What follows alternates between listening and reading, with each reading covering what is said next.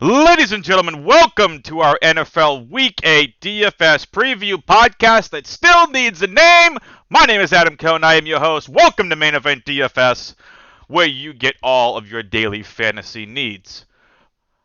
For those of you that don't know me, I am a NFL DFS analyst and content provider here at Main Event DFS. You may have heard of my CSGO Clutch podcast that I've done for Counter-Strike DFS, and if you're a Counter-Strike fan, the Counter-Strike Major is going on right now, and it's been a super duper fun major.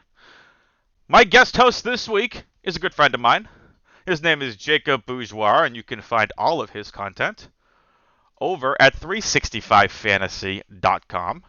Sorry, excuse me, 365fantasyfootball.com. You can find him on Twitter at Jacob Bourgie, Bourgie, FFB.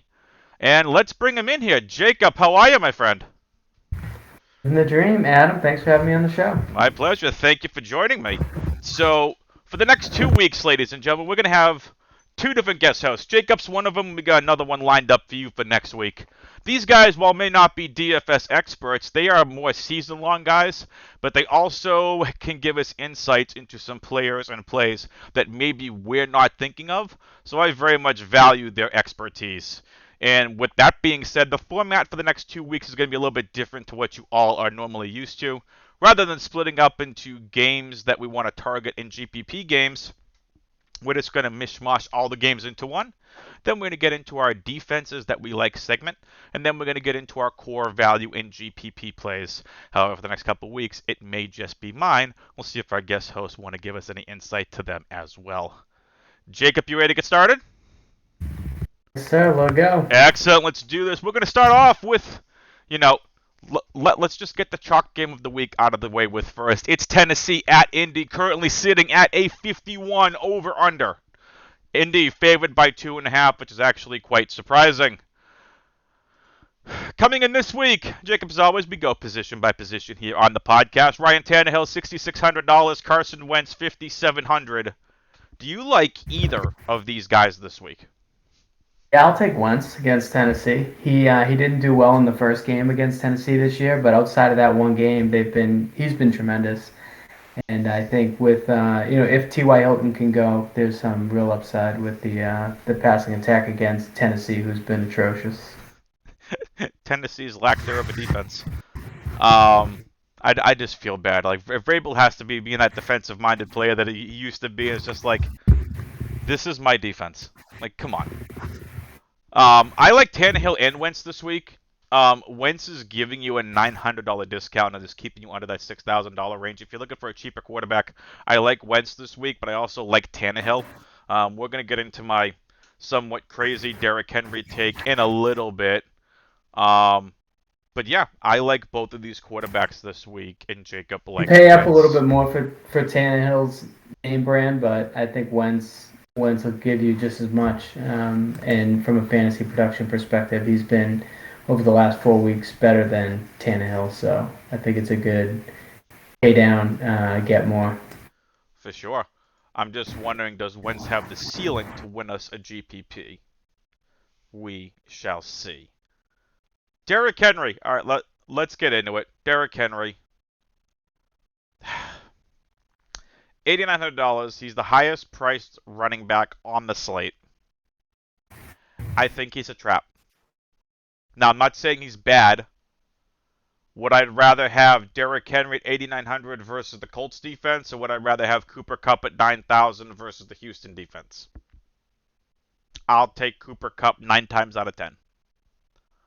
I think this is easily an A.J. Brown game. A.J. Brown actually coming in at $6,900. We know Julio Jones has already been ruled out.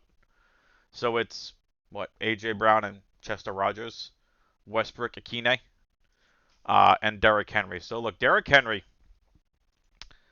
finally had a letdown game. I know, it's crazy. 16.4 points is a letdown game? What? He did. I had lots of Derrick Henry last week. Actually, I don't think I had much Derrick Henry last week. I think I had 5%. Or 10%, but like in a game where it was 27-3, 29 attempts. So again, the volume is still there for Derrick Henry. 86 yards. He had. You got to be, if you're going there, you got to go under then. for the total points, right? I mean, I think you have to. I just think people can look at this, casual players are gonna be like, okay, this is the highest over under on the slate. We got to target it. It's Derrick Henry. It's AJ Brown. If I'm just looking at it from the two highest priced players on this slate, I'll take Cooper Kupp over Henry. I know Fair. Henry's got 11 touchdowns on the season. He's already almost at 1,000 rushing yards. 191 attempts were only in week 8. That's mind-blowing volume. But, I mean, I'm not saying don't play Derrick Henry. I'm just saying in GPPs, I think there's some... You can go underweight here. What do you think about Derrick Henry here before we talk about Mr. Jonathan Taylor? Well, Darius Leonard, right, is on the other side, and that's why Indy is a strong run defense. They've got a really solid line. Underperforming rookie Quiddy Pay. He's been doing okay, not getting a ton of snaps, but their linebacker core is second to none with Darius there. They're a little bit banged up in the secondary, which makes me think it could be exploitable, but I don't think Tennessee has the wide receivers to exploit the secondary. AJ Brown, should certainly feast. So do you think we see the under on this game then? I mean, I think unless it's a big Derrick Henry game, you got to pull for the under because it's either a Derrick Henry 138 and 3 touchdowns, or they're not getting to that total, right? I mean, that kind of makes sense. I mean, like, when we think about, like, the Indianapolis side of the ball, and this is kind of where it leads into the Jonathan Taylor discussion. Jonathan Taylor coming in at 7,200. He's not cheap either, but he's definitely way cheaper than Derrick Henry. And I think Taylor, I'd rather have Taylor than Henry. Is that a hot take? Because I find that's a little bit of a hot take. At a per price basis, I think you're absolutely right. You should prefer Taylor from my perspective. Taylor is a beast. He's half of that team or more. Yeah. He's everything on the ground, and he's called on a little bit to help out in the passing game. Nyheim Hines hasn't done anything this year, so Marlon Mack's not on the field. Jordan Wilkins not on the field. Marlon Mack, who could be traded. And Wilkins, who's been I think he's been a healthy scratch in the last couple of games. So yeah, I mean, with that being said, if you're playing a 20 max and above, you get exposure to both of these running backs, especially in the 150. But I think for me, if you're going like a single entry, or you're going a 3-entry max, this is GPP only. If you want to play Henry and cash over Kupp, I'd rather play Kupp and cash over Henry because I don't think you can fit both this week. I don't care if you play either. I mean, Henry's a good play, but you have to go on the basis that, again, like Jacob said, if this game's going to hit the over, Henry's probably going for, 2 to 3 touchdowns and over 100 rushing yards. So Aren't you a little bit worried about, and we'll get to the Cooper Kupp game, but they're not going to need to throw it that much. Wouldn't they want to rest a guy who's had double-digit targets the entire season? Well, we will get to that game. Like, real quick, if we just go to the Rams game, and we look at what Cooper Kupp did. I was going to say, wasn't it last week at Detroit? We were talking about, like, oh, this game is going to get out of hand very quickly. Kupp had 10 receptions on 13 targets for 156 yards and 2 touchdowns. Giants defense, terrible. Fair point. Fair point. The entire Rams offense is either Darrell Henderson or Cooper Kupp. Yep. Which I think is very interesting because I was more a believer in Woods in the offseason than I was Kupp. There was just no indication that Kupp would blow up like this. There was none. There was nothing in the preseason that said Stafford favored Kupp, unless I missed something. Yeah, he's leading right now in receptions, yards, and touchdowns, and it's not close. He's getting the Davante Adams 2020 treatment right now. Yeah, he's an absolute just beast. But with that being said, I can easily see this being a Derrick Henry week too. So that's why I'm saying if you're playing 20 maxes and above, absolutely get exposure to Henry and Kupp. But personally, for me, I would just rather not play Henry. I would just rather play Kupp for 100 more. That's my own personal opinion. Plus, when we get to that game, I'm going to talk about Van Jefferson at $3,900, who also was very intriguing this week. Show. Considering what it just came out today, I believe that Deshaun Jackson has requested a trade and they're going to make him available. So I think now we see Van Jefferson easily locked in as the 3, no longer, giving up a couple of targets from Jackson and Jefferson. So we'll get to that game in a minute. But anything else here on Henry or Taylor? I have no interest in Hines or McNichols. Do you? No, not at all. McNichols, would be real interesting if you run out of money play, but Yep. Nothing. And that's fallen into the end zone. He's the only back with a receiving touchdown on the year for them. Yeah. I mean, Darrington Evans was probably the likely backup, but bit on IR. I don't think he's coming back anytime soon. Yeah, no. Knee injury, placed on IR Friday, missed the remainder of the season. Sucks for him, but McNichols has taken over as the backup, but I just have no interest in anyone else besides Derrick Henry, Jonathan Taylor. Yep. I guess if you want to take a chance on Hines, he's been involved. He's seen, decent rushing attempts and not that as many targets as I thought we all thought he was going to have. But the last time he played Tennessee, I'm just going to point out, he had 6 targets, 5 receptions, and he had 6 rushing attempts for 25 yards of the touchdown. He had 18.9 DraftKings points at 4,600. That was one of his only 2 big games this year was against Tennessee. But didn't Jonathan Taylor get hurt that game? I think so, yeah. He had a down week. Carson Wentz had a down week. Yep, so I would just say keep that in mind. If you want like 5 to 10% exposure with Hines, I got no problem with that. 5% McNichols exposure, also fine. But let's talk about what's really juicy in this game. Hey Jacob, I'm calling my shot right now. Happy Michael Pittman week.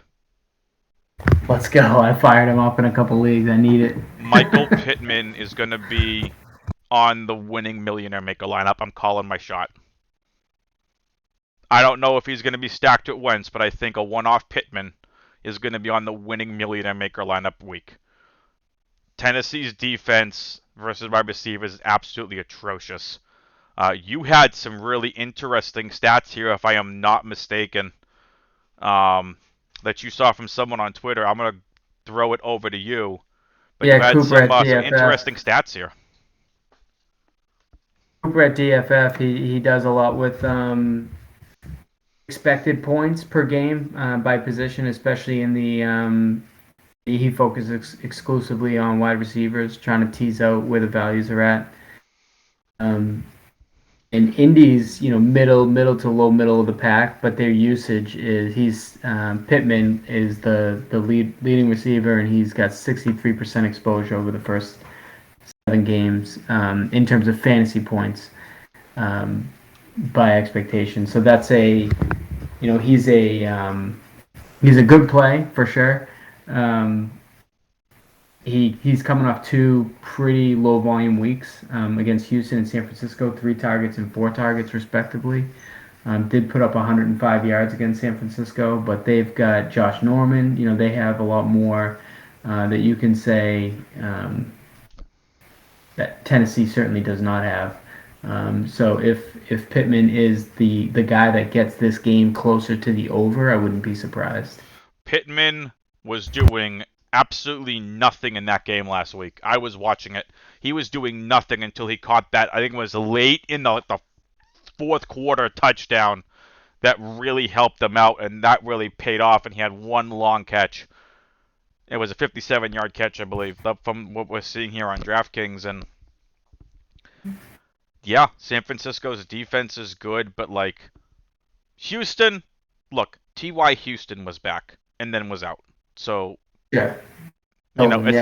As much as we joke with T.Y. Hilton coming back for the Houston game, being T.Y. Houston and destroying that defense yet again, Tennessee's defense is nothing that scares me. And in a game where I think Indy's going to probably be from behind, I think Pittman, this is a week. And the more I think about it, the more I'm probably going to play him over like Emmanuel Sanders in season long. Yeah, he's The last two games with low volume, those are his only low volume games on the season, except for the first one where Wentz and the whole team was recovering. Exactly. Um, and the last two games, they won big, so they really did not need a ton from the passing game, and obviously Jonathan Taylor went off. For sure. So I really like Michael Pittman this week. On the other side of these things, A.J. Brown. No Julio Jones this week. Already been ruled out. So T.Y. Hilton listed as questionable. There's no Paris Campbell. It's A.J. Brown, Chester Rogers, Westbrook Akine. I think there's a case to be made that the ceiling is higher with A.J. Brown than Derrick Henry. A.J. Brown, we know, is an absolute monster and a beast and can rip off a long touchdown on any given play. He's 6,900. He's 2,000 cheaper than Derrick Henry. I mean, for me, it's going to be a week where you're going to have to make some decisions. There's going to be some salary savings. I'd rather just go Tannehill, Brown, run it back with Pittman. Or just have, exposure to Brown, exposure to Pittman. So, what are your thoughts on A.J. Brown this week? And then, likewise, with no Julio, do you have any interest in a Chester Rogers or a Westbrook Akine? Rogers at 3,200 and Westbrook Akine at 3,100. Both really cheap. I think you can, yeah. He's AJ Brown is one of the best in the league. In Dynasty, he's a top 2, top 3 wide receiver. In redraft, he should be climbing back into the top 10 after his performance last week. If not solidified in the top 10, given that he's the only show in town. They're gonna get him the ball for sure. It's just a question of that Indy secondary, if they can hold up in the pass rush, how the game script goes. Yeah, and I mean, when you're building your lineups, do more than a little bit on projections this week. And I'm speaking to myself as much as I'm speaking to all of you out there too. Leave yourself more time this week to build lineups. Don't wait till injuries come out on Sunday and finish making your stuff. Finish making your tweaks, obviously, especially if you get big injury news. But start working on your player pools. Start working on your lineups. Pick a scenario. Do you think this is going to be a slow-paced game where it's just going to be a lot of Derrick Henry and a lot of Jonathan Taylor? Then get more exposure to them if you think they're going to pay off. If you think this is going to be a mid-game, get exposure to everyone. If you think this game shoots out, make sure you have a lot of Brown and Pittman and Hilton and Pascal and Rogers and Westbrook Akine. Figure out for you all what you all want to do. You have to figure out, in terms of game flow, how you all think it's going to go. Right now, I'm leaning this is more mid-pack. So I'm going to want exposure to everybody, but I'm kind of leaning a little bit more towards the wide receivers than I am the running backs. But that's my personal view. Jacob, if from your personal, before we get to the tight ends, do you have any, how do you think the game flow is going to go, particularly for this game? I think it's a pretty even matchup, honestly. And I see the game going back and forth, and really the wide receivers maybe disappointing in the first half. Both teams trying to play a little bit more ball control, but needing to score kind of a ping pong of drives late in the game, bringing those wide receivers back into it. Yeah, it's one where injuries on the receiving side are if they had a Bill Belichick on, we're from New England. If either of these team defenses had a Bill Belichick, they would shut down the only known quantity at receiver and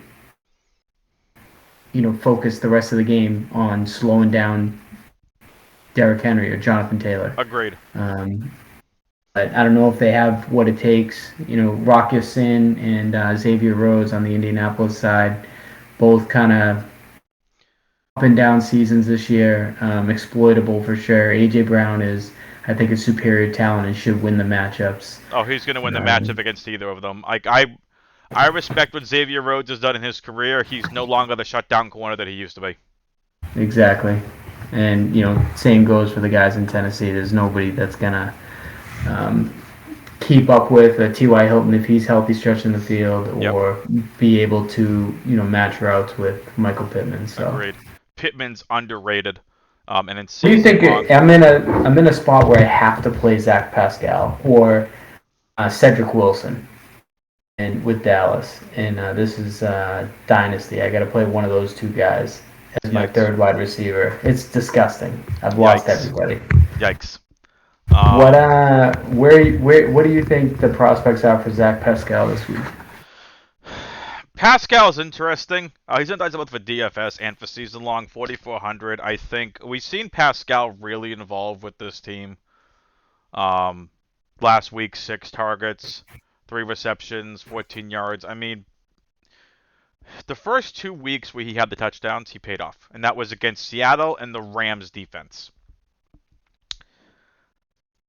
It almost feels like they're using him in the Jack Doyle role, looking at his totals. I feel like Pascal is safer. Wilson has the touchdown upside.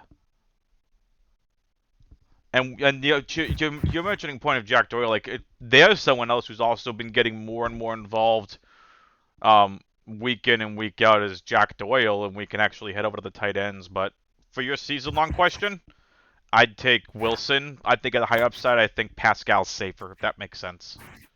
Yep. I'm leading. I got nasty running backs in that league, so I think I'm leaning towards Pascal. Take the safety to get that floor, the target share. Agree. Take the safety. Speaking of tight ends, in Jack Doyle, what's a good transition over here? I thought he was more involved in this. He's had 1 target each of the last 4 weeks. He's not been involved. He's been faded out for Mr. Gigantor himself, if you listen to the fantasy football, is Mr. Mo Alley Cox. Mo Alley Cox, 3 targets, 4 targets, 5 targets, 2 targets. From week 7 back to week 3, he's seen 4 touchdowns in total in the last 4 weeks of play. He's a red zone threat, and against this terrible Tennessee secondary, I think he has a chance. But I think the Tennessee linebackers are better than they get credit for, especially one Mr. Harold Landry.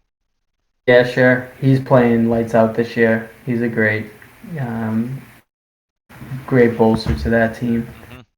So Mo Alley Cox is only $3,200 this week, and Anthony Ferkser on the other side, $2,700. I have interest in Mo Alley Cox, not Ferkser so much. Do you have any interest in either one of these 2 tight ends? I like Ferkser. Like Ferkser. He's getting kind of outshadowed by Pruitt, who's like a career journeyman. But Ferkser, he can catch the ball with his hands, and there are so few people on the Tennessee side of the field that can do that. I don't know. That's kind of why I'm interested in the McNichol spot too. That says a lot right there, whether it's drops for people that just can't catch the freaking ball. Yep. That says a journeyman tight end is better than a decent amount of their team. Shots fired, Tennessee. Shots fired. Bill Belichick would never have any of that, by the way. You don't catch the ball, he's putting you in the doghouse. Oh, I'm sorry. That's if you fumble, he's putting you in the doghouse. Yeah, and he had nowhere to go last year, so he would they have like 10 tight end receptions the entire year? It's crazy. Yeah, he drastically overcompensated for that. You think? Hunter Henry's a beast. All right, so you have interest in Ferkser. I have interest in Mo Alley Cox. I think both of punt tight ends. These are not. Yeah, I would favor Mo Alley Cox over Ferkser for sure. Yeah, I mean, these are nothing more than punts. This is if you absolutely need the salary savings. Maybe a Mo Alley Cox or a Ferkser is how you get access to a Henry Cup lineup, because they're great plays. But like when you get a punt at one of these, I think I would just take the chance on Mo Alley Cox over Ferkser. Yeah. But I can also see Ferkser paying off as well. Yeah, but he's got no touchdowns on the season versus Mo Alley Cox with 4. So it's usage. You're not extra $500. You hope you can scrape that together to get Mo Alley over Ferkser. For sure. Are you ready to get on to the next game here? 100p. All right, let's get on to it here. It's the Rams at the Texans. Over-under for this game, I'm going to refresh the page to make sure we have the most latest data for you all. Rams at Houston sitting at a 47 over-under. Rams are a 16-point favorite. It's inhibitive. It's an inhibitive. That says a lot. I'm surprised it's a 16-point favorite. I think Vegas is being very generous. So, it's come out this week that Tyrod Taylor is not going to be activated off IR. This is going to be another Davis Mills game. And with all due respect to Davis Mills, GG's. You're going up against one of the best defenses in the NFL. I have no interest in anyone on Houston, and I'm going to come out and say it right now. I may break a rule that I never break for this game. That rule is I may decide to have a Ram stack with no run back from the other team. Because Jalen Ramsey is going to shut down Cooks. I have no interest in anyone on Houston. No David Johnson, no Burkhead, no Phillip Lindsay, no Nico Collins. I can't think of anyone else I'd rather have. I just no one that I'd want to have from Houston in my Ram stack. So I think we're going to go through this game pretty quickly. Maybe Jacob's got a different take than I do. Stafford, 7,600. Davis Mills, 4,800. Any interest in either of these quarterbacks? I think you have to have interest in Stafford. Yeah. I mean, they're just moving the ball too freely, and Houston is too adept at giving it up. Teams, it seems like they don't, but they just don't really shut down any opposing offenses. So. Yep. Now, if this was a Tua, if let's say the trade went through, and Tua ended up going to Houston, or however the trade was going to end up working out, it was rumored at one point to be a 3-person trade, and Tua was going to the Washington football team. Oh, that would be something special right there. That'd be interesting. I don't have any confidence in Houston whatsoever. I'm just going to talk about the Rams players, unless you want to talk about someone from Houston you think we're overlooking. Any interest in Davis Mills? No. Okay. So Stafford, absolutely someone we have exposure to. Now let's talk about the running backs in this game. An interesting price tag on this slate is Darrell Henderson, 6,500. Against Houston, who I want to say they're still bad against the running back. We head over to Pro Football Reference. We go defense by running back. Take a look real quick against rushing. Texans, yeah, shocker. Giving up the most rushing yards versus opposing running backs. They're actually the game is out of hand by the second quarter. Yeah. They're giving up the 5th fewest receiving yards versus opposing running backs, which I think is interesting. Now, with that being said, it's because they can't stop the other guys, so you don't have to dump off. They don't need to dump off. You just run it right through them. I think Darrell Henderson is one of the best plays so far that I've seen on the slate. $6,500 I think is a cash play for me.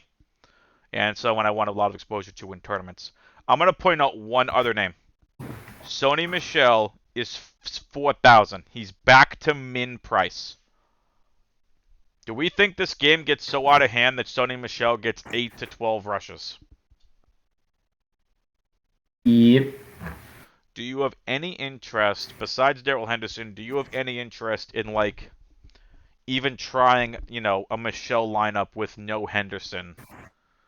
And you got burned on that strategy last week, right? Detroit, two carries, 4 yards. Nothing in the passing game. It's a Darrell Henderson show. You got lit up a little bit.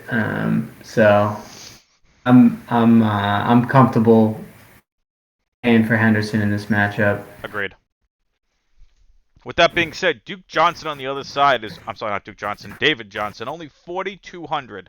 But he has to contend with the likes of Aaron Donald and the rest of that defensive line. Any interest in a David Johnson this week, now with no Mark Ingram on the team? It's going to be receiving back game script, right? So if you can figure out which of DJ and Phillip Lindsay are going to catch more passes, I think you got to put something in there for him.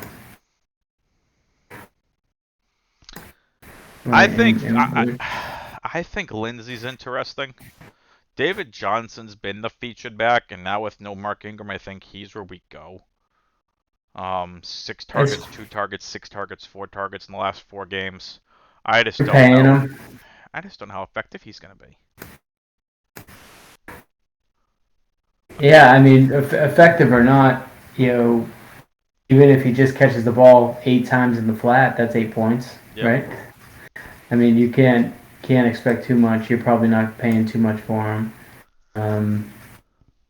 And compared to the receiving work that Philip Lindsay's getting, is basically non-existent. So Yeah. David Johnson is the pass down guy. Now Rex Burkhead can do that. He's probably going to be active this game now that Ingram has been traded. Yep.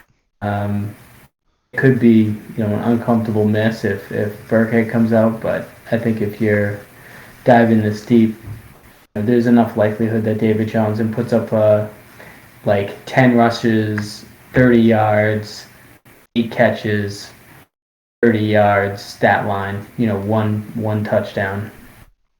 And that could work out. Yeah.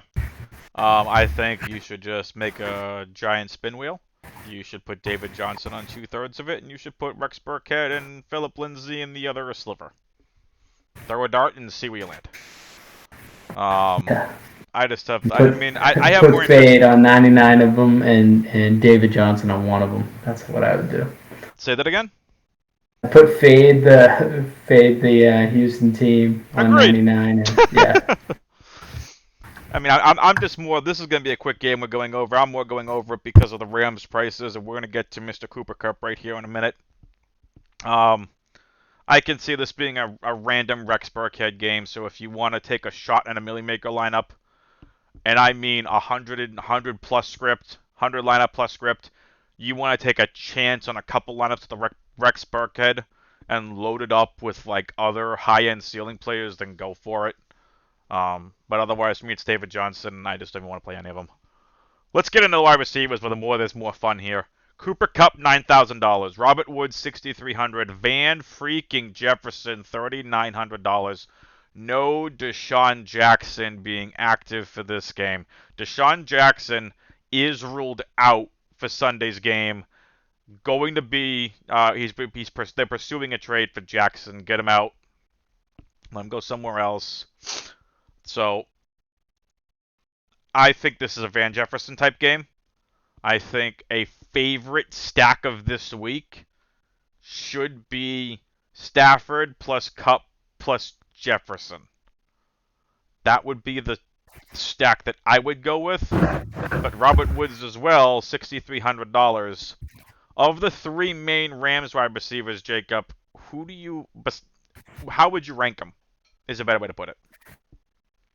No, I mean they're correctly priced in my opinion, right? And I think you pointed out the right upside with Van Jefferson.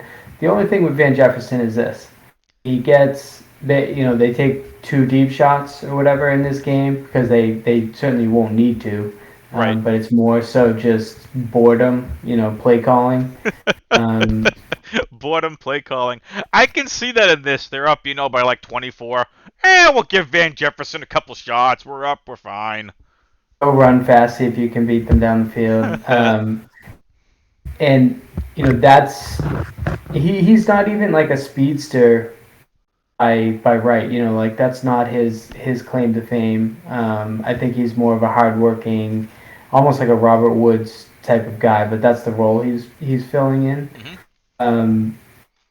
So I would personally fade Van Jefferson because if let's say he gets two targets and they're 20 yards apiece, he comes down with one of them, it doesn't fall into the end zone. Yep.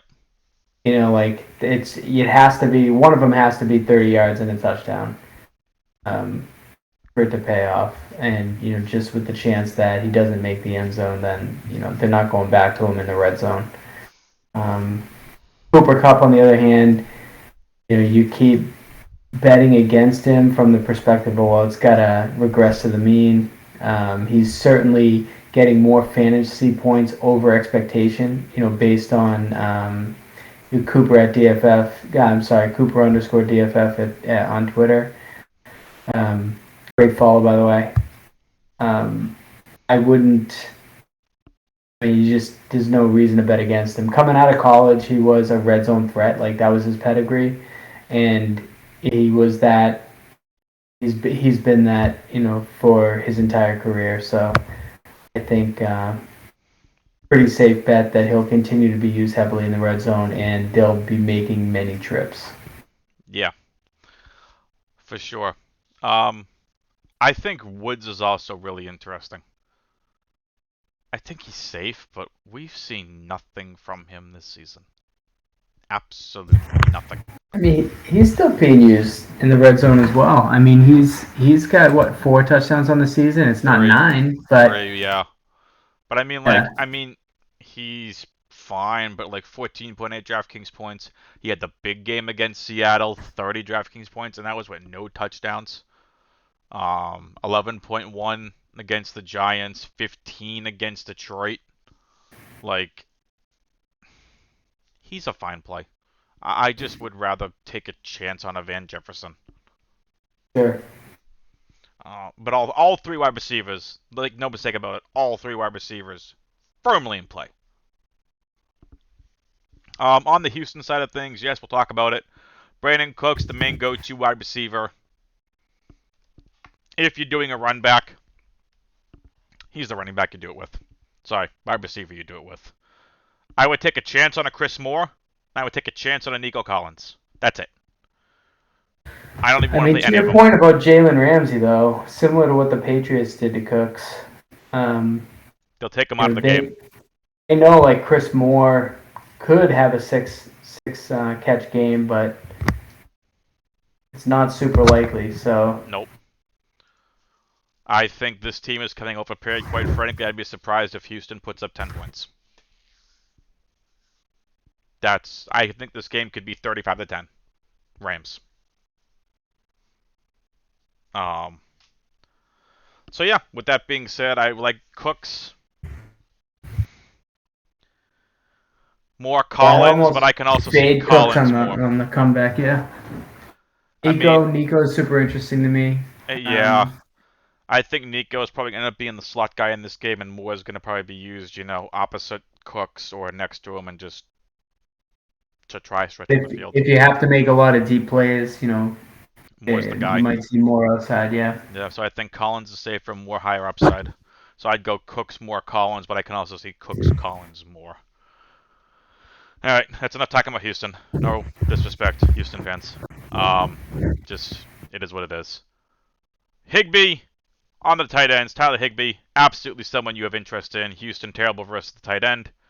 I know, shocker. Houston terrible versus a lot of positions. Tight end stats are very loud, I guess is a good way to say it. But I just have no interest. They've given up 6 touchdowns this season, which is tied for most in the NFL with the Ravens and the Eagles in terms of touchdowns. And yeah, they're bottom 10 in terms of giving up the most receiving yards versus opposing tight ends this season. Tyler Higbee's a great play.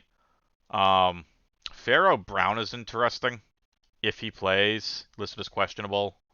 No interest there, really. I mean, Akins also, I think, has been involved. I just have no interest in Houston. If you want to take a chance as an absolute super punt, like you have nowhere else to go, and Brown or Akins is fine, but Higbee also a target for me. Yep, agree. Excellent. They're in the Ferks or tear, Akins and Brown. Yeah. All right. Higbee's definitely involved enough to do damage. Cool. All right, that's enough with this game. We've said everything we need to say about this game. Anything else you want to say? No. Let's get into it. Now we get on to the third game on this that we want to talk about. One thing that Jacob mentioned is also here is Tampa Bay at New Orleans. We'll start off with the quarterbacks, Jacob. Tom Brady, the GOAT. Drew Brees, classic matchup. 1 year too late. Yeah. Brady, 7,400. Winston, 6,000. Any interest in either of these quarterbacks this week? So we'll get to the wide receivers in New Orleans, but I think Brady's got a little chip on his shoulder against New Orleans from last year. They beat him twice during the regular season. He played great against them. Or did he play great against them? Sean Payton's one of those guys who I feel like can dial up the right script, and certainly their pass rush is one of their strengths. They've got a solid secondary. They just have a solid defense. Agreed. They're one of the better defenses in the NFL. Yeah, and where Antonio Brown's out and Gronk's a little banged up, not full complement, you know, if I were getting more of a discount on Brady, I think I'd be more interested. And not interested in Winston at all. I think Brady's one of those GPP quarterbacks that you have a little bit of exposure to. Because Brady can always break a slate, but when we get to the wide receivers, Antonio Brown's already ruled out for this game. You know, crutches weren't a good sign earlier in the week. Yeah, no, not a good sign in the least. So Brady last week versus Chicago. Again, Chicago, really good defense. 24.44 DraftKings points.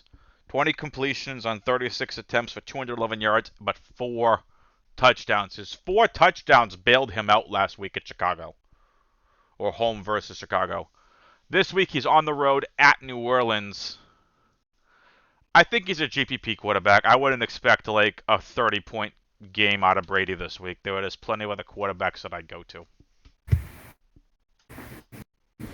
Now, on the New Orleans side of things, Jameis Winston, $6,000. I would be more impressed with this if he had a wide receiver core. Yeah, I mean, you could see they have an atrocious secondary. Tampa Bay, that is. Richard Sherman, kind of the ghost of Richard Sherman coming out. Michael Dean, they're banged up in the safety group. Just nothing that scares you. Pass rush, they just had Pierre Paul come back last week. He had a great game, but they're still getting healthy on the defensive side. I'd be afraid of Jameis Winston. Sure, they don't have the guys back yet. Traquan Smith did nothing. He's done nothing his whole career. So On Brand comes back, does nothing. That's so bad. Marquez Callaway comes out and finally had the game people were hoping for. Would be his stat line the entire season, but I'm not doing it. Yep. Not gonna do it. I mean, look, here's the thing. I personally think that Callaway could have a good game. I think if you want to go, I'm just going to say stack-wise, you want to do this. Winston, Kamara, Callaway. I'm okay with that stack and then have a run back of like a Godwin or an Evans. I'm okay with that. And you said you're getting a deal on Kamara versus Derrick Henry, right?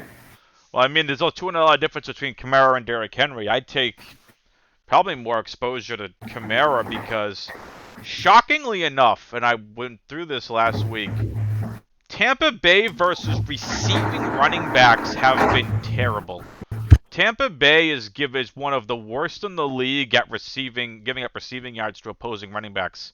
1, 2, 3, 4, 5, 6, 7. 1, 2, 3, 4, 5, 6. 7th most receiving yards allowed versus opposing running backs and 3 touchdowns, which is tied for 4th most in the league. So, they're so good up the middle. That's where you got to attack the team. And we know Kamara right? is so good once he gets into space on the outside. Kamara is good regardless. But I think we can see Kamara getting some dump-off passes from Winston and exploiting that defense. So, what do you think about Kamara versus Henry? I still think game script favors Derrick Henry. Obviously, Kamara, if he can pick up 150 in the passing game, that'd be fantastic. Coming off a strong performance. and they don't have a ton of passing options. Yeah, I mean, give the edge similar to DraftKings to Derrick Henry, but I'd be pretty happy. The full is DraftKings full PPR? DraftKings full point PPR, correct. Yeah, I'd be really happy with Alvin Kamara in that scenario. Excellent. All right. Let's talk about the other side of this. So Kamara, 8,700. The other side of this game, Leonard Fournette, 6,300. Fournette's been a beast. I don't play running backs versus the Saints. Kind of like how I don't play running backs versus the Bucks. Why? That's why. Saints are giving up the fewest rushing yards versus opposing running backs. Bucks are giving up the second fewest rushing yards versus opposing running backs. So we have the Saints giving up the fewest and the Bucks giving up the second fewest. So the Saints have given up 4 rushing touchdowns. Big deal. I don't play running backs versus the Saints, the Bucks. No, thank you. Any interest in Leonard Fournette this week?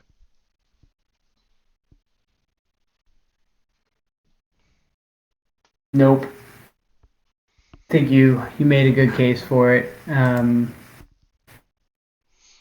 just have such a good defensive line. He's been getting good usage.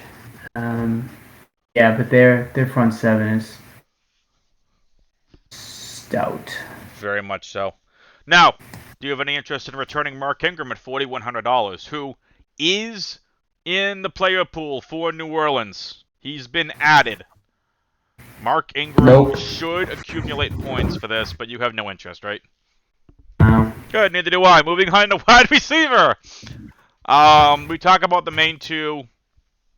Antonio Brown out. It's Evans and Godwin. Evans 7,000. Godwin 6,400. Look, when we come down to it, Evans is the field stretcher. Godwin's the slot guy. If you had to pick a favorite wide receiver from Tampa, who are you picking? Well, touchdown score fantasy points, right? That's I've just seen Brady to Evans in the end zone way too many times. 3 touchdowns last week. Yeah. I mean, who's like Lattimore going to be shadowing? Yeah, that's a good question. Or is Lattimore just in it a bit just for the sake of, you know, how Peyton wants to play the defense or however his defensive coordinator wants to play it? Do they just say Lattimore cover like a side? Evans, yeah. I mean, I can see Lattimore on Evans, and if that's the case, I have more interest in Godwin. Yep. Yeah, I think it will shake out that way, and I do think it's a nice spot with Antonio Brown out for it to be a big. And even if Gronk comes back, maybe that takes the roof off of Evans a little bit in the red zone. So for sure. Yeah, Godwin's a great play. Yep. Now, speaking on, I have no interest in any of the wide receivers from Tampa. If you had to take a chance, I'd say maybe Tyler Johnson. But I have no interest in anyone else besides Evans and Godwin. Last week, 2 targets, 2 receptions, 3.6 DraftKings points. No interest in Tyler Johnson. I think Jalen Darden will eventually become a good wide receiver, but has not really been used. Yeah, he hasn't broken through. Also amazing what happens when you're behind Evans, Godwin's, and Antonio Brown. He just needs to sit there and learn, because I don't know if Godwin's going to be there next year. We don't know if Brown's going to be there next year. We don't know if Brady's going to be there next year. Darden is probably part of their future. Marquez Callaway, $5,400 is someone I have interest in. Just necessary. Yeah, if they're going to keep up with Tampa Bay. It's going to be Callaway because they have no other freaking way of stretching the field. Like you said, Traquan Smith, which the entire fantasy community, people have been rooting for this kid for ages to do. Last week, came off the injury, 3 targets, 1 reception, 11 yards. Now, I mean, who does Winston have more of a rapport with, Callaway or Smith? I think it's Callaway. I think Callaway is going to be the one he goes to. I can see Kenny Stills at 3,200 being really, really interesting. What say you about the New Orleans wide receivers and Deontay Harris also listed as questionable for this game due to a hamstring injury? Sorry, who'd you say? Deontay Harris. Oh yeah, I mean, no, I would stick with Callaway. No one else. Like you said, I don't think Trotman went 3 for 3 last week and on the tight ends. I know we'll get to tight ends, but for pass catchers, it's Kamara first and maybe Callaway second. For Yep, me. It's fantasy football, right? you got So it. you gotta. It's about points, and you want to go on. Give me some track record of points. Exactly. So I mean, New Orleans is gonna have to just focus on their strengths, and that's Kamara, it's Callaway. I can see Ingram being a little bit involved. I can see Deontay Harris being the one that's involved as Traquan Smith works back in, but maybe we can see a little bit of Troutman as we head over to the tight ends. Rob Gronkowski listed as questionable for this game. Keep an eye out. We hope to know more, but have pivots. If you're going to play Gronk in the spot, as I've been saying for weeks, have your if-then statements ready to go. If Gronk plays, then you have your lineups. If he doesn't play, be sure to have a game script and your export CSV ready to go to replace the lineups if Gronk is out. Have those ready to go if you choose to play Gronk. Troutman's the tight end for New Orleans I have interest in. Juwan Johnson I thought was a wide receiver, not a tight end. Troutman's the one I have interest in. But I'm not playing him at 2,700. I'm not playing Gronk. I will take a shot on O.J. Howard. I'm not expecting what happened 2 weeks ago to happen again. And Brate's just there. So Yeah, Brady does. He likes to show off his distribution skills. So let's say Brady Gronk likes is showing out. off. Let's just call it what it is. Brady likes showing off. He's got great hair. The plant You man. can't deny the man. The plant man. It's I don't know. I like an OJ Howard type for sure. If Gronk doesn't play, I'd be comfortable playing OJ Howard in this game with Antonio Brown also out. I think there's enough to go around there. For sure. All right. Anything else you want to talk about with this game?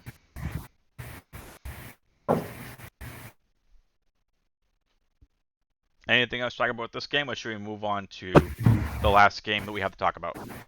No. All right, let's get into it. You called this game.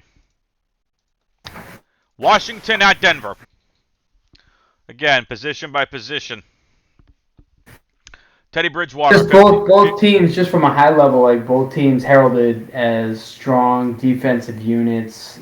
Vic Fangio and Washington was supposed to have like the most talent on paper than any defense in the history of the universe. Whatever, blah blah blah. They were great towards the end of last season. The game scripts were all going to favor Gibson. We had everything kind of written up this offseason. They've been terrible. Yeah, they've been really bad. So I do think there's going to be points in this game. This would be one game, you and I were talking before the show. If I'm looking at the line, I would definitely target the over here. Just from a game level. Obviously, we'll get into the players, but For sure. Sorry, I was just checking the weather here as the fans are seeing it here. Or our listeners are seeing it, but yeah. So talk to us about it. Let's break this down position by position. Bridgewater, $5,400. Heineke, $5,300. Do you have any interest in either of these quarterbacks? So interesting stat. I can't remember the co-host, the host of the 365 Fantasy Football, Austin Lee. He's a big DFS guy as well. You know Austin, right? I do. He one of the things he came up with during the preseason was the Millie Maker almost always has a payout for QB on the team. That's So it's interesting. like very rare that the Millie Maker comes out with one of these guys. It's a Lamar Jackson or a Kyler Murray or a Dak Prescott. Names you would expect that to have. You got to play the best quarterback and the best matchup. As part of what you're doing. And you just based on historical results. That's what he was saying. So from that perspective, I wouldn't be too interested in either of these guys. On paper, they're not supposed to do that much, and so far this season, they've been middle of the road, above maybe average, right in the average range. So Yep. I like them both. I think they're both, if Bridgewater is fully healthy, he does not have a full complement of receivers, as we're going to talk about, but I think Washington's secondary is definitely exploitable if they need to throw the ball, which it's not obvious that they will need to do that. Yep.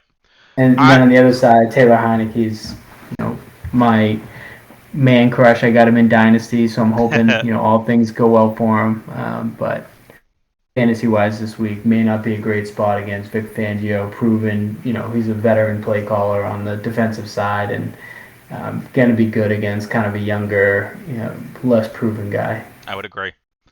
I have no interest really in any of the quarterbacks. If you want to take shots on them, I'm fine with that. I'm more interested in the positional players. Let's actually get into it. So Bridgewater Heineke, if you want to tell me you're playing them in a 20 max or above, I'm fine with it, but I wouldn't go crazy on exposure. Heineke going into the altitude, I think he'll be okay there, but Bridgewater, I think this will be interesting. I can see both getting like 15 fantasy points, but I don't think either breaks the slate. Gibson on the running back side of things, $5,700. McKissick, $5,100. No injury tag for Gibson this week, which I find very interesting. And then on the he's been limited this week, but he did get a full practice in Friday, and he's off the injury report, so that's good news. And Denver, if they have a weakness, they have strong outside linebackers who are really banged up, and no inside linebackers. Everybody on that team. They just traded for Kenny Young from the Rams this week. He's going to add an element to that run defense, but if he gets out there, how many snaps is he going to play? He's fresh to the team. Yep. It could be a confusing game for them. If Gibson gets solid usage, I think he'll be successful running the ball. Like he'll have one of his stat lines like a 10 for 50, or 15 for 75 would be awesome. I would agree with that. So, I mean, I'm not expecting much out of Gibson or McKissick this week. I think the other side of this game is where I have more interest in, which is kind of crazy. Javonte and Gordon. I think this is Javonte Williams' week. And you're a big Javonte believer, refuses to trade him to me in Dynasty, wants 10,000 arms and 10,000 legs for Javonte. Javonte Williams. And before I get into anything else, this is a GPP-only game, folks. We're not advocating you target this game. We're not advocating you play him in cash. This is a GPP-only game to target, and I think it's a Javonte week. As crazy as it is to say against that talented defensive line of Washington, I think it's a Javonte week. Yeah, if they can get out with a lead, for sure. He only had 4 carries last week, but he's been used in the passing game. He's been very efficient. Melvin Gordon's been good too, and Melvin Gordon's getting more work in the red zone. It's tough. It's tough to write off Gordon. A lot of people are pulling for a Gordon trade this week to like a Miami or something like that. It didn't happen. I mean, there's still time for stuff to happen. Yet. I mean, there is still time, and I think Gordon and Miami is interesting, but I think Miami is, unless they start going on a major run, they're out of it. And I think biased, yeah. I think Flores' job is fine. People need to calm down. I think the Flores is on the trading block, the cutting block. He's not. They have no wide receiver core. They're running into the same issue they did last year. They have no Will Fuller. Parker's been in and out. All they have is Waddle, who's been holding up the line. They have Gesicki, and they don't have a wide receiver core right now to speak of, being decimated by injury. You can't hold it against Flores. Yeah. Tua's been injured. You can't hold it against Tua. Tough look right now for them, for sure. Yeah, so I think Melvin Gordon would be an upgrade for them. Maybe changes how they play the game. But I think this is Javonte. But their expectations got to be low. Yeah, only one game over the Jets. Yep. Javonte, 5,300. Gordon, 52. I think this is a Javonte week. So I think he's someone we keep an eye on in GPPs. Let's go. All right. Jacob's all excited to talk about the wide receivers on this game. Let's go. Terry McLaurin, F1, $7,600. This was one of the surprising things that I saw when we were prepping for this podcast. He's very expensive. He's very good, but he's very expensive. Yeah, he's all over them. They use him. He's their go-to. It's the guaranteed workload. Yep. I mean, 8 to 12 targets, I'm assuming, for McLaurin this week. I assume Surtain's going to be on him. Maybe even getting a double coverage, but I think McLaurin should be fine. Again, this is an altitude game. I'm going to say this. This is an East Coast team traveling west. This is someone where if you had not played in Denver before, Brady had how many tough times in Denver? Yep. Like Denver is just because of the altitude and where they are, it's just it's a little tougher to play in. If you're not part of the Broncos that live there or train there, used to the altitude, it's a tougher place to play. I think McLaurin's going to be fine. It's such an expensive price tag, but I think McLaurin does have the upside here. With all that being said, just can you make him fit? Maybe in a lineup that you don't have Cooper Kupp, I can see some McLaurin in there. So, and I have no interest in any other Washington wide receiver. Curtis Samuel out, Dynamic Brown is... Curtis Samuel out, Dynamic Brown out.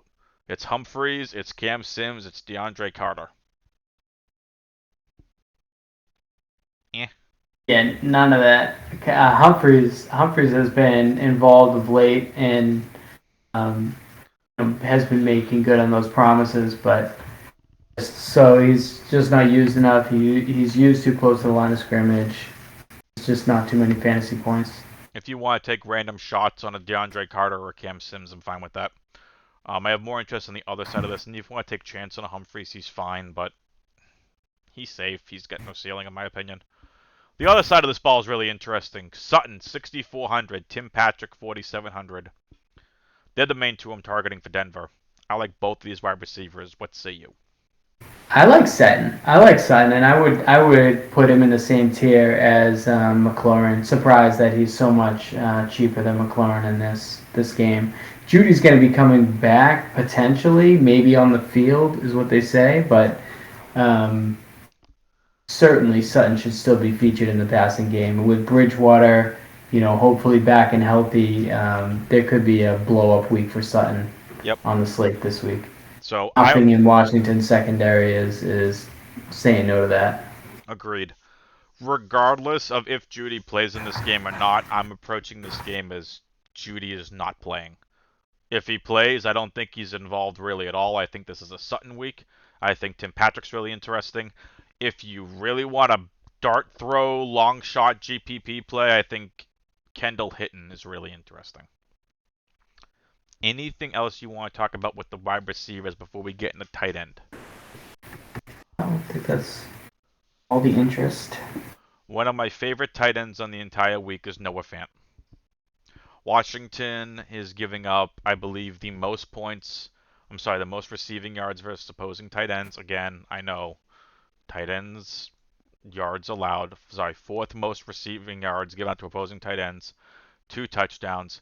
Fant's been involved the last several weeks, hitting better and better. So the last 4 weeks, from weeks 4, 5, 6, and 7 in this order, 10 targets, 6 receptions, 4 targets, 3 receptions. That's Pittsburgh. We don't really play tight ends against Pittsburgh. 11 targets, 9 receptions, and a touchdown. Baltimore, he had a touchdown. Cleveland last week, 7 targets, 5 receptions. Against Washington, I think Fant has a really good game here. What are your thoughts on Fant? Yep, give it to him. What's his salary? Where does he rank in terms of the? 4,900. That seems like a nice drop off from the big tier guys, right? I would agree. Now let's talk about the Washington tight ends because I think those are interesting. Logan Thomas still on IR. Ricky Seals-Jones, I think is who full participant Thursday, full participant Friday. Yep. No injury concern. The quad injury. Let's fire him up. He's how much is he? $3,800 this week. Right. So yeah, that's a smid. That's over Mo Cox, and I think he's a much better play due to involvement.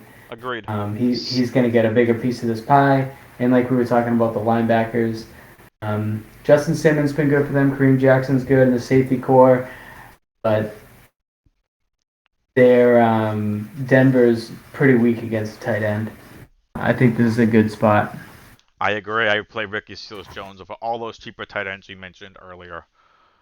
The last 4 weeks, 4 targets versus Atlanta, 9 targets against New Orleans, 6 targets Kansas City, and 7 targets at Green Bay. He's had 1 touchdown in the last 4 weeks. His DraftKings points, 3.9, 9.1, 15.8. That was a touchdown week, and 11.1. I think Ricky Seals-Jones is a fine play this week. Anything else you want to talk about with this game before we move on to our defense segment?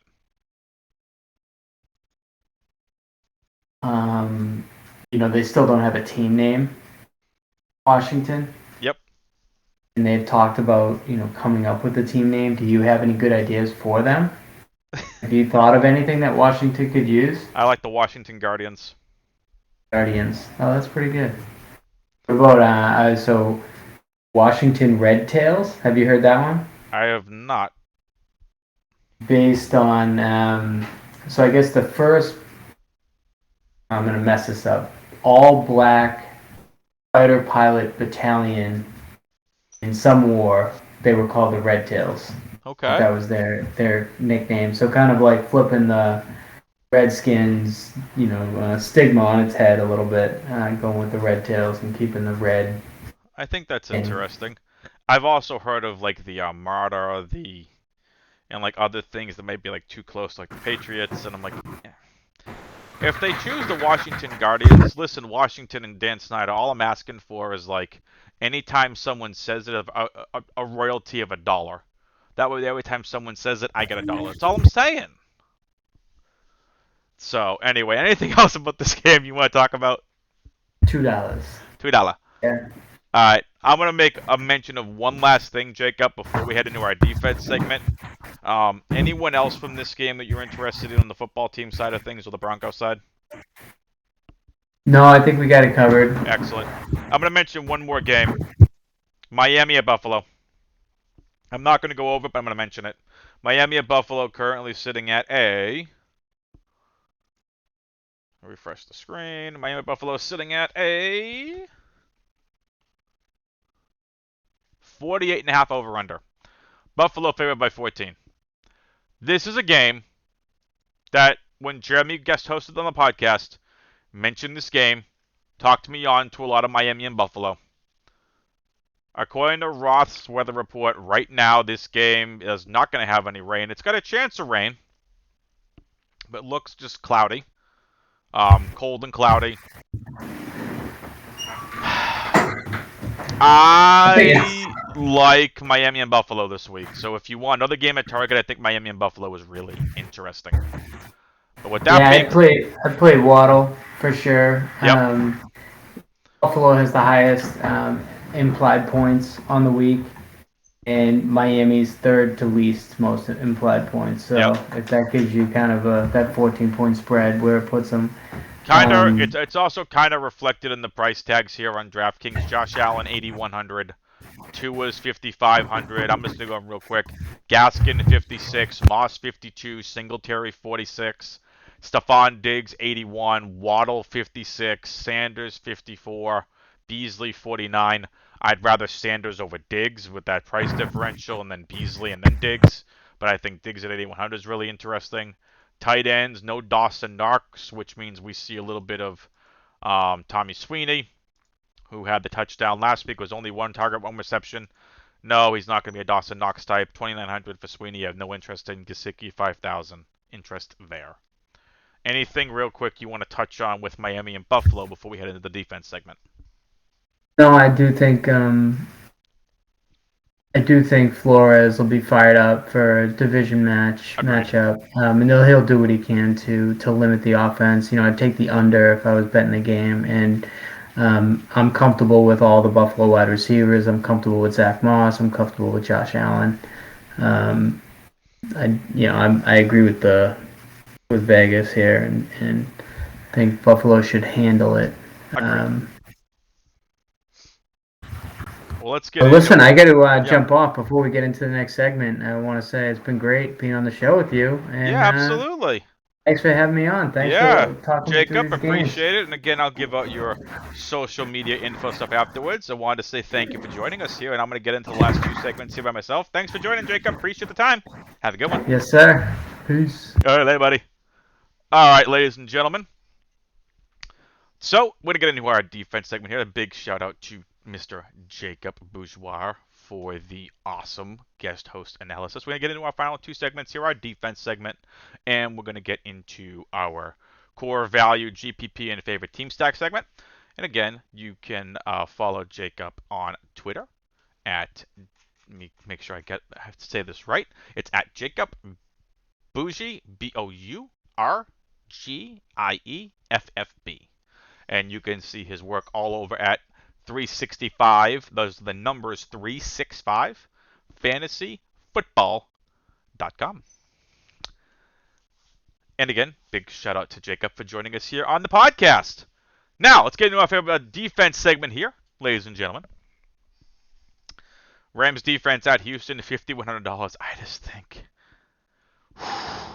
I think that's just, it's a lot to ask. I don't like picking road defenses, but I think that's an interesting one just to put in your player pools.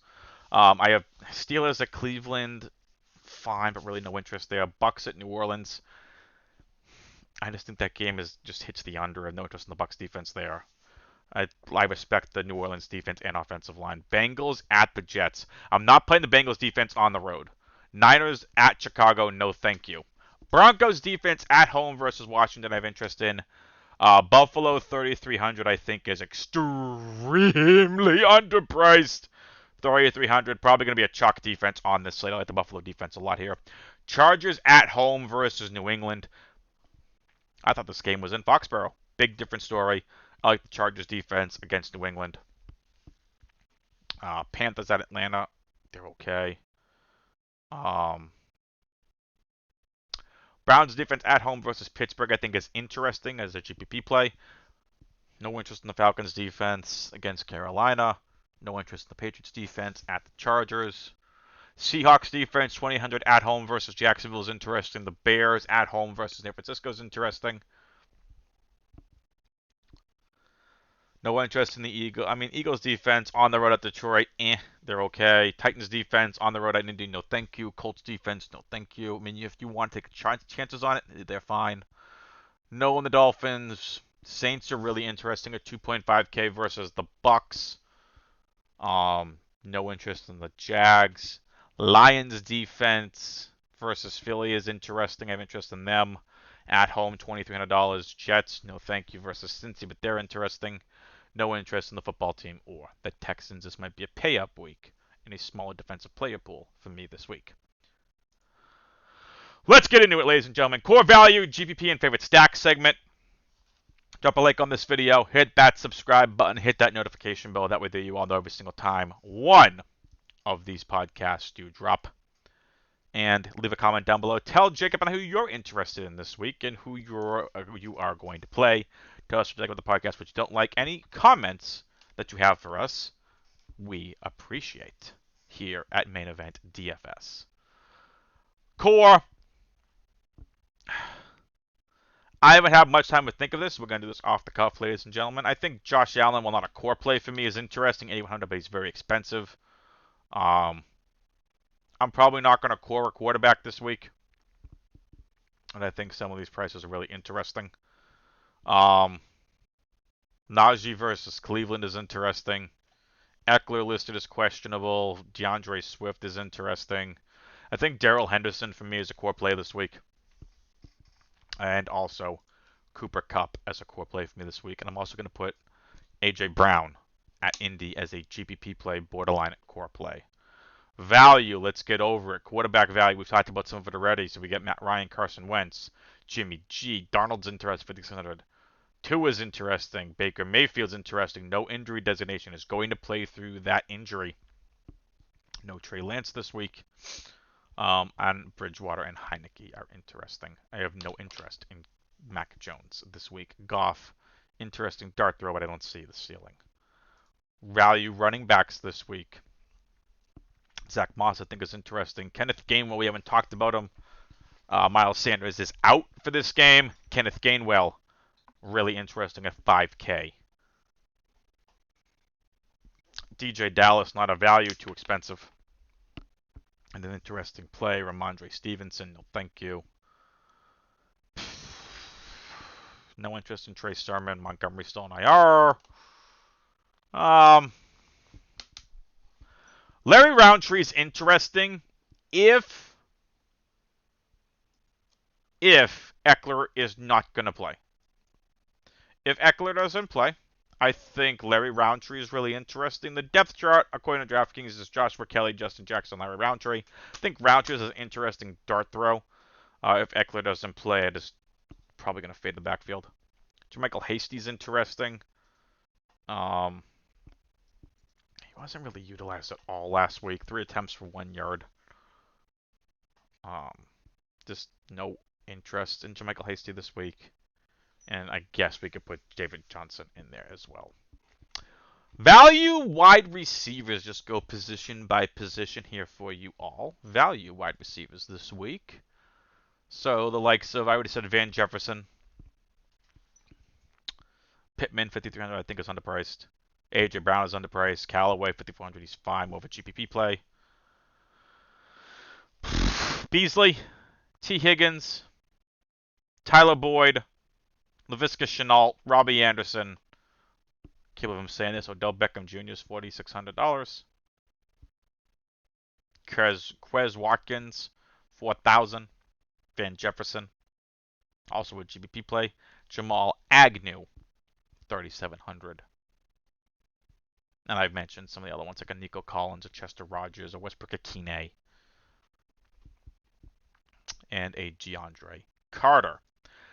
Tight ends value, we already mentioned a lot of them are just going to stay over here under the $4,000 mark. Ricky Seals-Jones, my favorite tight end play. CJ Uzomah, someone I absolutely have massive interest in this week. Value / GPP play for me in CJ Uzomah. Pat Fryermuth is interesting. No Juwan Johnson. I mean, Juwan Johnson's fine. Jared Cook is fine. Morley Cox I have more interest in. Cole Kmet, someone I get a little bit of interest in. And OJ Howard, someone I get a little interest in. And yeah, maybe even a little bit of an Anthony Ferkser.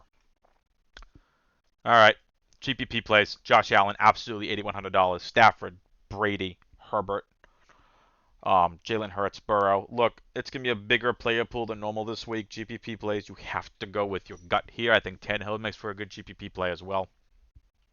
Sam Darnold as well. Running backs, Derrick Henry, Alvin Kamara, Austin Eckler if he plays. Najee Harris is a GPP play based on volume. I have a respect for Cleveland's defense. Purely based on volume, Najee is a GPP play. Same thing with Nick Chubb. Coming back off injury, both really good rushing defenses. Nick Chubb is a GPP play. Joe Mixon, absolute GPP play, a really good play on the slate versus a terrible Jets defense. Close to a core play for Mixon, absolutely someone I want overexposure to on the slate. DeAndre Swift as well as Jonathan Taylor. James Robinson versus the Seattle defense is someone I got interested in. Chuba Hubbard, someone I got interested in as a GPP play. No interest in Cordero Patterson this week. Damian Harris is an interesting GPP play this week.